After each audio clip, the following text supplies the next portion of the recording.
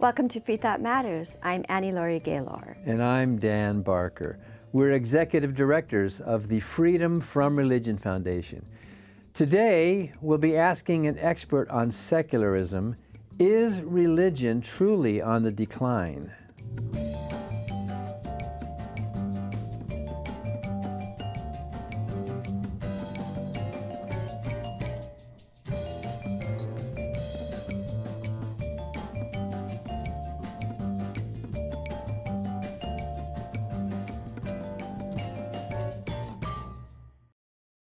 The Freedom from Religion Foundation, which produces Freethought Matters, is the nation's largest association of free thinkers. That's atheists, agnostics, and other non-believers. We invite you to join us in our vital work to keep our secular government free from religious influence. Become a member at ffrf.org or ask for a complimentary copy of our newspaper, Freethought Today. Freedom depends on freethinkers. Watch prior episodes of Freethought Matters on FFRF's YouTube channel.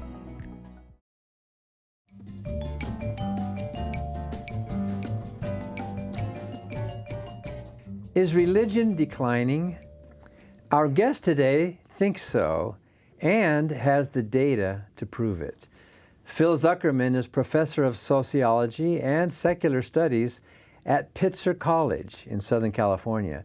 Thanks to his pioneering work, Pitzer College was the first college in the United States to offer a secular studies program created in 2011. Phil Zuckerman is the author of many groundbreaking books, including Living the Secular Life, Faith No More, Society Without God, and What It Means to Be Moral. And, fun fact, Phil's mother was the prototype for Gidget. First a book, then, of course, movies and a TV series. Phil Zuckerman's newest book, co-authored with Isabella Casselstrand and Ryan T. Cragen, was published this year, and it's called Beyond Doubt, The Secularization of Society. Phil also recently wrote a piece, Hope Remains in the Fight Against Theocracy, that we'll want to talk about too. Welcome back to Freethought Matters, and thank you for joining us. Oh, my pleasure. Always good to see you both. Thank you for having me. Yeah, it's always fun to have you on. You always have so much to say about a topic that's of great interest to our group. Before we talk about your new book, Beyond Doubt, The Secularization of Society, can you tell us more about that word secularity? I think you may have coined that word secularity. And how did you get interested in this secular studies in the first place? Secularity is just an attempt to capture the fact that a lot of people live their lives without religion. They live their lives without supernatural beliefs, without religious dogma, without religious involvement, and they live their lives with a naturalistic worldview, morality based on empathy, and they find community outside the walls of the church, synagogue, or mosque. And they're a growing chunk of humanity. I myself grew up in the part of the country where people just weren't all that religious. And even to this day, most of the people that I tend to know are just not all that religious. Now, most of them are not actively secular. They're not secularists in the sense that they're not active members in organizations like you and I are, but they are still living their lives effectively without religion. And so I'm fascinated by that because their numbers are swelling, not just here in the United States, but around the world. And it's my attempt to try and understand them and capture how they live, how they raise their kids, how they vote, how they enjoy life, how they deal with suffering and challenges, because the human condition is more and more being dealt with in a secular, naturalistic way. Is secularity anti-religion? Absolutely not. I was just up in Oregon with having a little college reunion with some people that I went to college with 30 years ago, and none of them are anti-religious. In fact, they don't even really think about religion all that much. They think about their families, their careers, river rafting, hiking, politics, and that's exactly what I was trying to capture with that word secularity, where they're just living effectively non-religious lives. They might get a little angry about certain aspects of religion. There was some conversation about the battle against women's bodily autonomy, the battle against gay rights, and so on and so forth. And while some particularly people who have been burned by religion and have had really abusive experiences, they tend to be a bit more anti-religious. But most secular people around the world, they've just moved on. So they're not obsessing over it. They're not trying to destroy it. They just don't want it, affecting their rights and the rights of their children. And they don't want it. They don't want it to be forced upon them. But beyond that, they're just living their lives without the religious garbage and baggage that many people still struggle with. They're indifferent. Absolutely. Yeah. In fact, Steve Bruce, a great sociologist in Scotland, once said that the final train station of secularization is actually not an act of atheism, but a sort of benign indifference. Because once you get to a situation where religion is so weak, you just can be somewhat indifferent about it, and you still can live your life freely and fully. So, well, we're so glad that you are studying secularity, and I am curious how many students are taking secular studies classes at Pitzer, and I'm wondering also about around the country individual courses. So our classes are extremely popular here. We're a small liberal arts college. We only have about 1,000 students. Our average class size is around 11 or 12. So most classes are seminar style, but we always have upwards of 20 in our classes, whether it's sociology of secularity, the history of secularism, the politics of secularism, enlightenment, philosophies, you name it. The students really, really love taking our classes. Some of them even choose to major in secular studies, which is always really fun and exciting. But this is not just, as you said, Annie-Laurie, it's not just at Pitzer. All over the country, more and more faculty are offering classes about secularism, whether it's secularism in relation to women's rights, whether it's secularism in relation to racial dynamics, whether it's secularism in relation to other social movements like environmentalism. They are popping up everywhere. In Miami, we now have a chair of atheism in the philosophy department. So I don't have a tally for you, but I know that more and more graduate students are pursuing this as an area of expertise, and then they offer the classes. So it's an exciting time to be studying secularity, that's for sure. It's a booming business. Huh. Well, your book is one example of that. I really enjoyed your newest book. I like all your books. The first one I read was the one about Denmark. Society Without God. Society Without God, right. You've written so many books. And your book is, especially the introduction, you can tell that it's written by scholars and it's aimed at scholars, and it's quite academic, but it's very accessible. Anybody can read this and understand the book. The title of the book, Beyond Doubt, to me it seems like it has two different meanings. Exactly. Yeah, thank you for picking up on that. Absolutely. So there were two reasons we named it Beyond Doubt. The first one is, believe it or not, there have been some academics who have doubted whether secularization is actually happening. And they have a whole host of reasons and excuses, and we just felt that we needed to set the record straight. And on every measure you can measure religiosity, whether it's belief, behavior, belonging, you name it, the arrows point down in almost every society around the globe. There are some exceptions, which we deal with, but as a global phenomena, even and as a national phenomena here in the United States, it is the evidence. The evidence is beyond doubt that secularization is occurring. So that was the first meaning. But the second one was actually when you get into onto the ground to people's lives, we were trying to say that a lot of people have doubts about their religiosity, and they battle with those doubts and they struggle with those doubts, but they move beyond doubt when they effectively no longer identify with religion. They stop going to church, they don't raise their kids religious, they don't believe anymore, so they have moved beyond the doubt phase and have accepted and owned an affirmatively secular orientation. And people don't realize the extent of it, but we, in our latest global data shows, we now have 7 democracies where a majority of people don't believe in God. I mean, this is dramatic. We've never seen anything like this. You got the Czech Republic, you got Estonia, United Kingdom, you've got South Korea, the Netherlands, Norway, Sweden, and just that fact in of itself shows that these people have moved. These nations have moved beyond doubting theism and to rejecting it outright. So, Phil, why is this happening?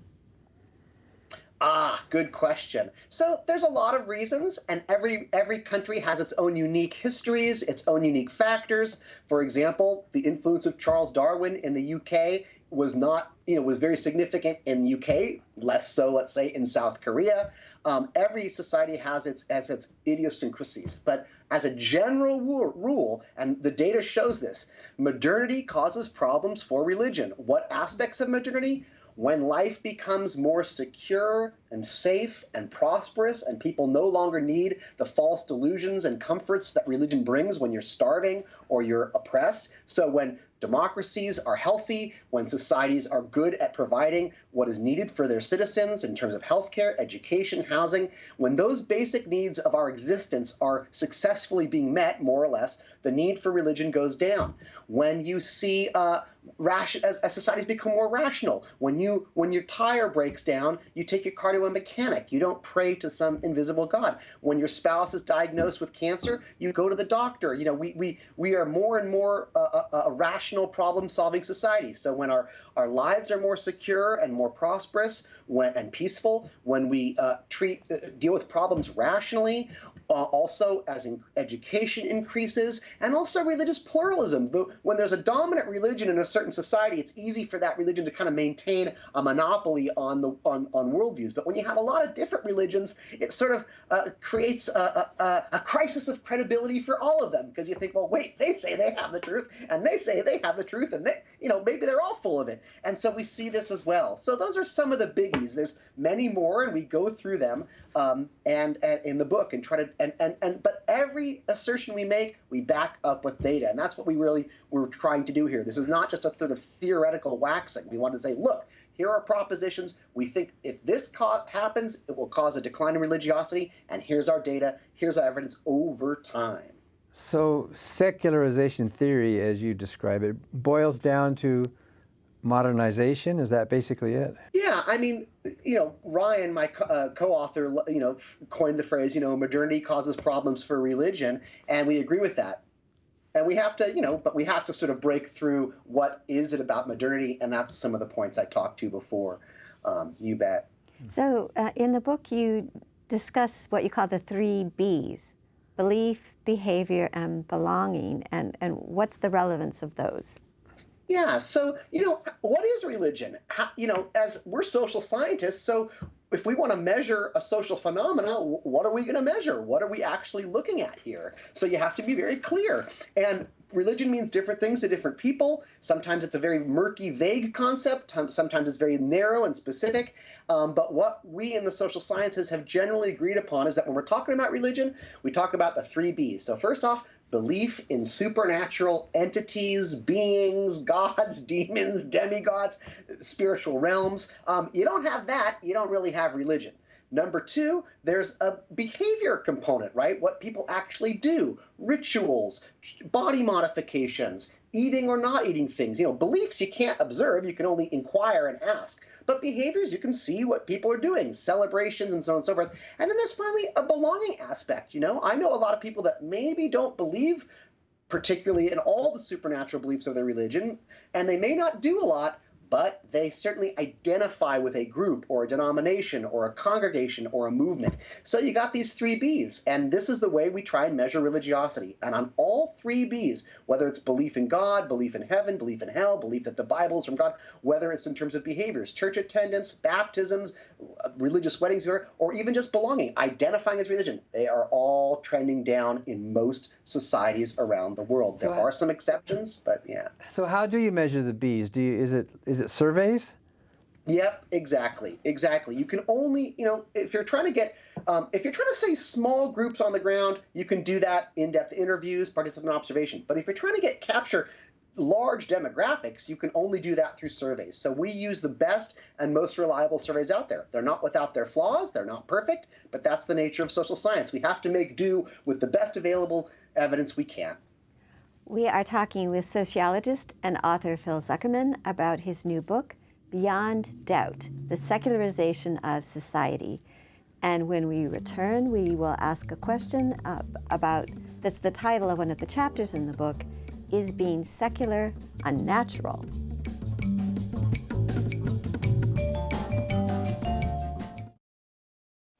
Hi, I'm Ron Reagan, an unabashed atheist.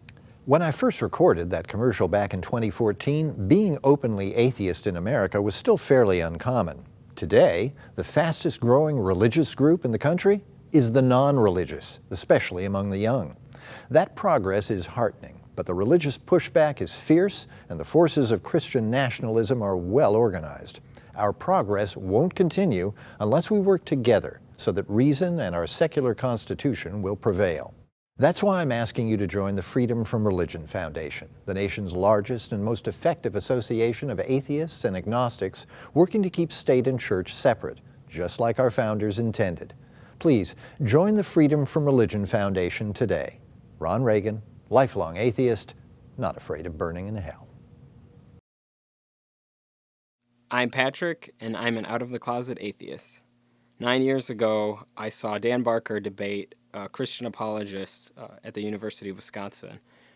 They were discussing the resurrection of Jesus and whether or not it was true. At the time, I was Catholic and was very convinced Dan was wrong and that, in fact, the story was true. That debate prompted me to take a course on early Christian literature, and I, in fact, learned more and questioned my own beliefs. The more I read and the more I learned, the more I came to realize that I was being pretty much intellectually dishonest. Fast forward to 9 years later, I'm now an employee at FFRF and work for the vital mission of separation of state and church. I'm proud to be an out-of-the-closet atheist.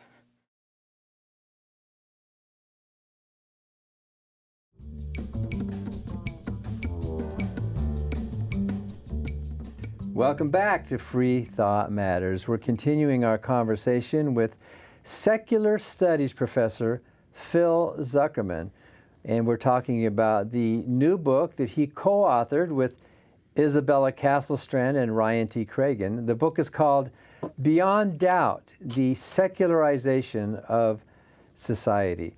So in the book, you have a fascinating chapter in the middle of the book, and the chapter's titled, Is Being Secular Unnatural? And how do you answer that question? Yeah, believe it or not, we have some very religious colleagues in our field who basically, people like Christian Smith, professor at Notre Dame, and he has his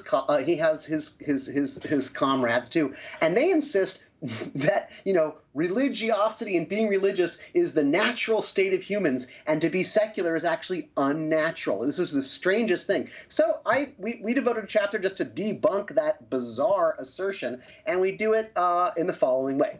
So we show, number one, there have always been non-believers throughout recorded history, going back to ancient India, ancient China, ancient Greece, ancient Rome.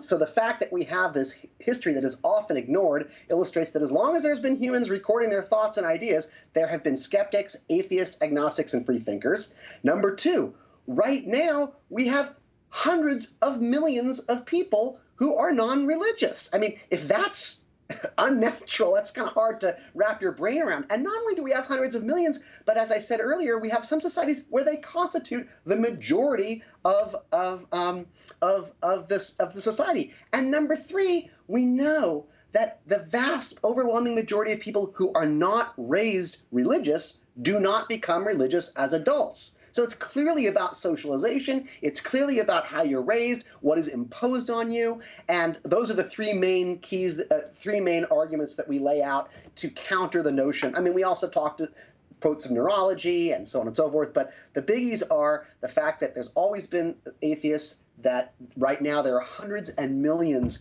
of non-believers and non-religious people. There are societies where they constitute a majority of the nation. And finally, we have data on what happens in children who are not raised with religion. They don't become religious when they grow up. So really hard to suggest that that being religious is somehow natural. Well, I'm one of those, and I feel like religion seems very unnatural.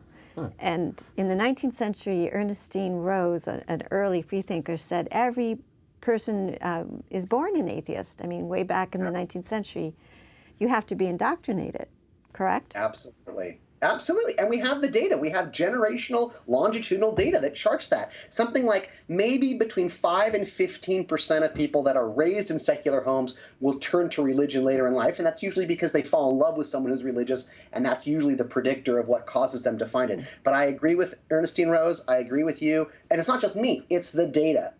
All the data we have shows this, that it's a matter of imposition and brainwashing. That's not to say we don't have natural predilections towards seeing patterns where they don't exist, or making, assuming there's agency in things that don't have agency. I mean, there are evolved traits in our brains that lend itself towards magical thinking and so on and so forth. But in order for those evolved traits to express themselves as religious faith, that takes socialization and indoctrination. And the opposite also happens. I was raised deeply religious in a religious family, and I preached it, but then I changed my mind. I thought for myself, and that's also happening. We're seeing people deliberately rejecting religion as well. And that's actually the big story, because demographically, the more religious people on planet Earth have the most kids, right? And the more secular have fewer kids. So if it was just about birth rates, then we would see religion continuing to thrive. But what we're actually seeing is not only are more and more people raising their children not religious, but children who were raised religious are rejecting it. That is the headline. Apostasy, people walking away from religion, is really what's happening here, which is really powerful. So, Phil, before we go back to your book, last summer you wrote a piece called Hope Remains in the Fight Against Theocracy, because we are up against a real battle with Christian nationalism. So while there's these big changes in this country, these very positive changes, we also have this Christian nationalist backlash. So briefly, why do you remain hopeful? Despite the fact that we have these Christian fascists on our Supreme Court, despite the fact that so many Christian nationalists are in positions of power and are very quickly eroding our constitutional rights as we speak, despite that bad news, we have reasons for hope. Number one, the demographics, as I've already said.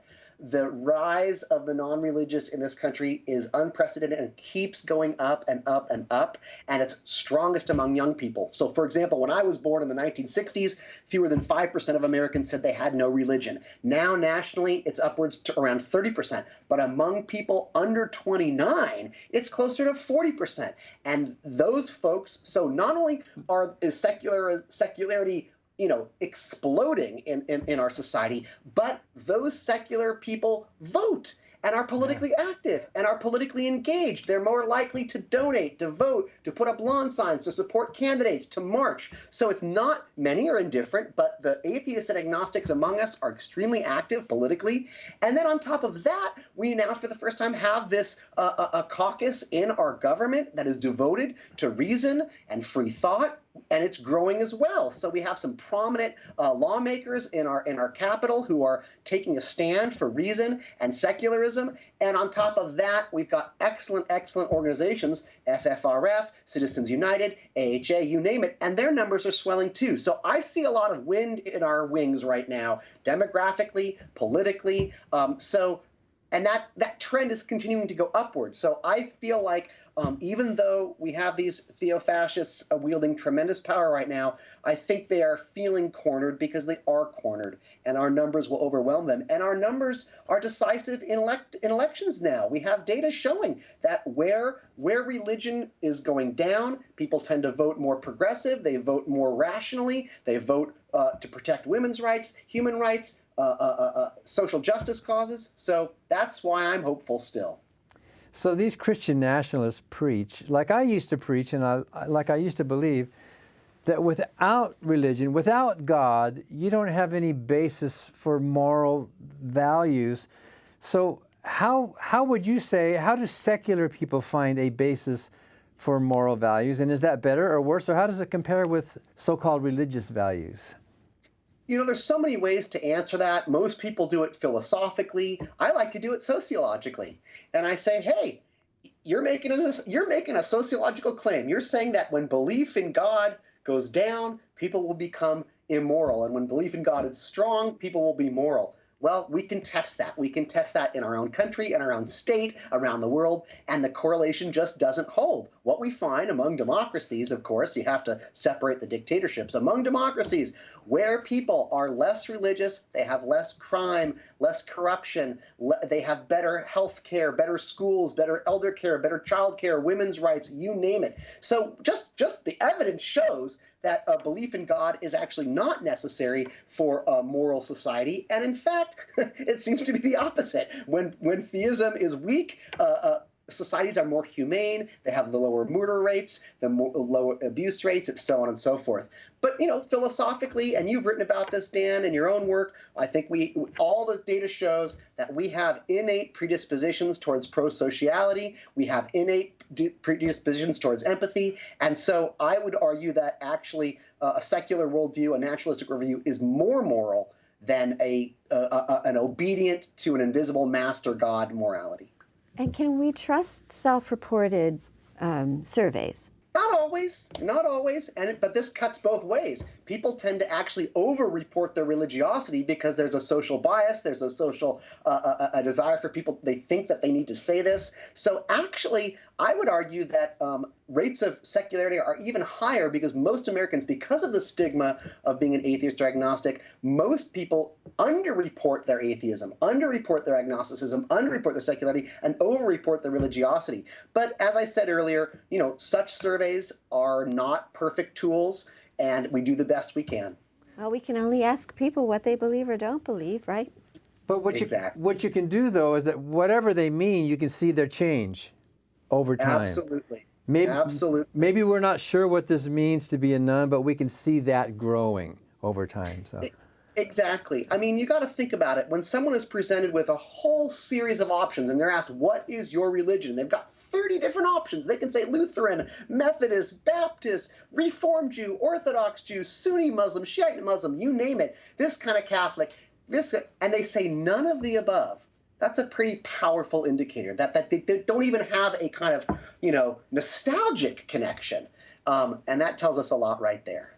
Well, you have told us a lot, and it's always a delight and pleasure to talk to you, Phil. Thank you so much. It's already over? I was just getting started. The book is called Beyond Doubt, The Secularization of Society. It's been a real pleasure, Phil. Oh, thank you so much for having me, and thanks for the work you do. And thank you for watching Freethought Matters. Because Freethought matters.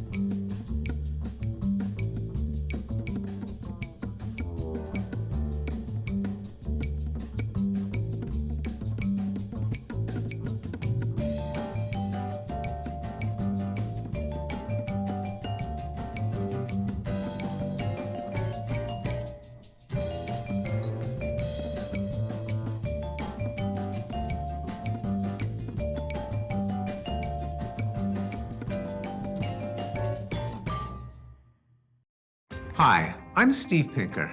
In my book, Enlightenment Now, I show that the world has become a better place as reason has been overcoming superstition and tribalism. But the values of the Enlightenment are under attack. That's why I'm a proud member of the Freedom from Religion Foundation, the nation's largest association of free thinkers working to keep state and church separate. Please join me in supporting the Freedom from Religion Foundation to ensure that our government is driven not by religion, but by reason.